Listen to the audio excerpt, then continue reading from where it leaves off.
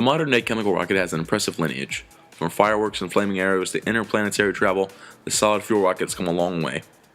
Near the end of World War II, we began to see boosters that closely resemble the ones we know today.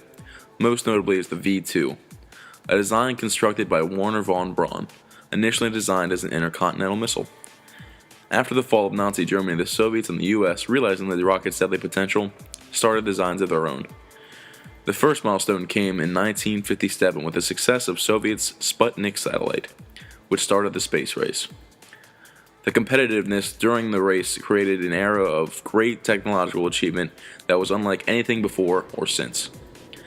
Eventually, efforts were joined, and now the International Space Station is maintained and operated collaboratively between multiple space agencies across the world.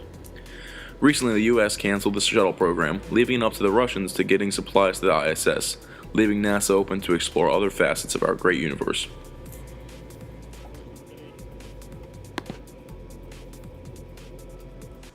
Hi, welcome to my backyard.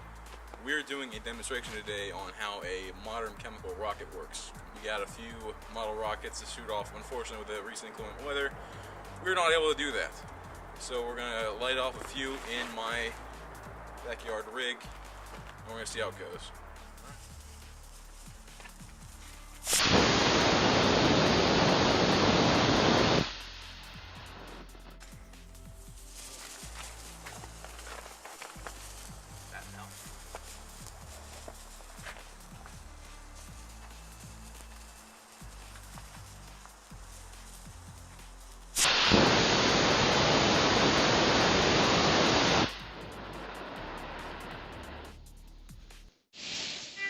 A similar chemical rocket process can be seen on the external boosters of the modern-day shuttle. The two white boosters are filled with solid fuel, much like our model rockets here. Once empty, the boosters will be jettisoned from the space shuttle, parachutes will be deployed, and they will fall safely back down to Earth to be used again.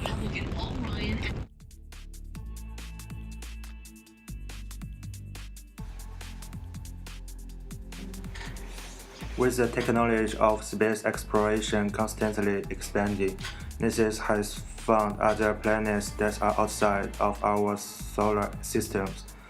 These planets are known as exoplanets. Exoplanets are planets that orbit a star outside of the solar system.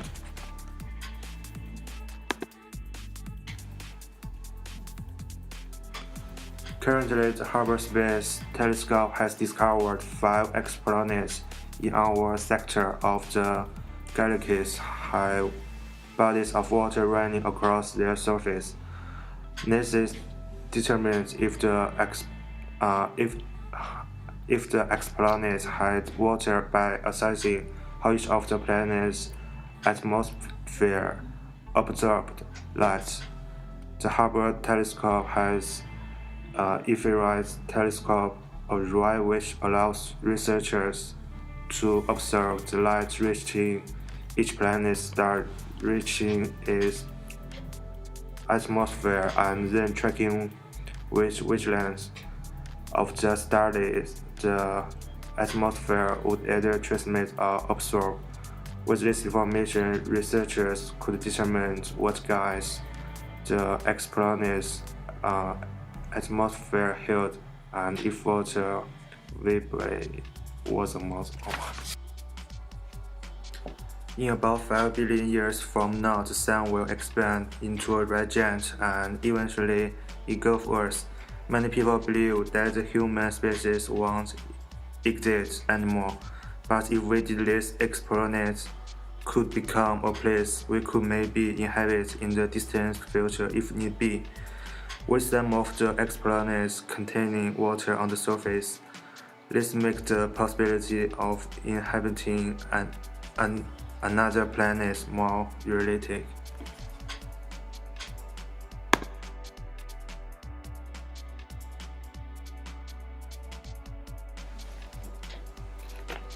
The future of space exploration is very broad and has almost a never-ending amount of possibilities.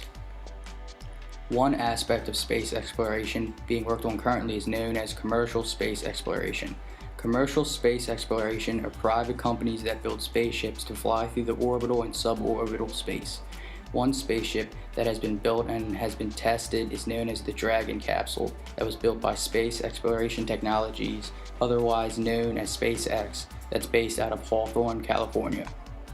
The Dragon capsule has had 2 successful trips, both times delivering supplies to the International Space Station.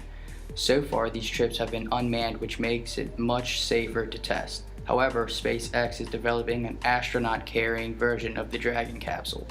This new astronaut-carrying capsule is known as the Dragon 2. It's still in developmental stage, but it's said to be a 7-person capsule. The SpaceX founder Elon Musk described the new capsule as having legs that pop out and that the capsule has parachutes that are used for propulsive landing. SpaceX is developing this Dragon 2 capsule because they want to compete for NASA's International Space Station Crew Transportation contract. Once the companies are selected, they are given $10 million and have approximately 15 months to demonstrate that their rocket or spaceship can be considered for the space station transportation mission. Another aspect of commercial space exploration are the suborbital tourism companies. Some of these companies have made spacecrafts that are launched beyond the Earth's atmosphere, but do not enter orbit or around the planet. These companies hope that in the future suborbital tourism will become a reality to people who want to be launched out of the Earth's atmosphere, but this will likely only be available for the highly wealthy. Another advancement has NASA making efforts to discover new information about Mars and outer space. NASA launched the Mars Exploration rover mission began in 2003.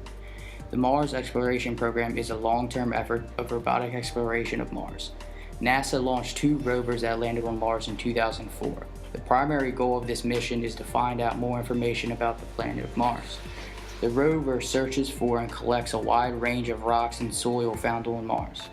Some of the soil found on Mars has hinted at the past activity of water on the planet. The first rover's landing site was at Gusev Crater, a possible former lake in a giant impact crater, and the second rover landed at the Meridian Planum, where mineral deposits suggest Mars had a wet past. The rovers then drive about 40 meters a day, going from site to site, performing scientific investigations on soil and rocks. Right now, the rovers have begun climbing Solander Point, which is the northern tip of the tallest hill that the rovers have encountered since the beginning of the mission. While in Solander Point, NASA believes that the rovers might discover some of the oldest rocks on Mars, which could possibly show a glimpse at ancient Mars.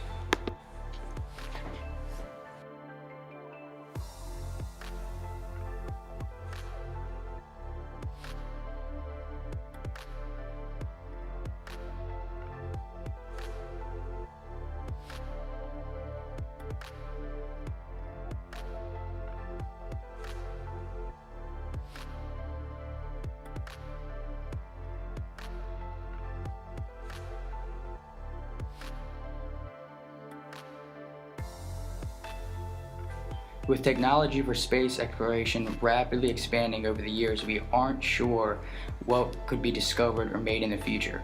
The possibility for human advancement is endless.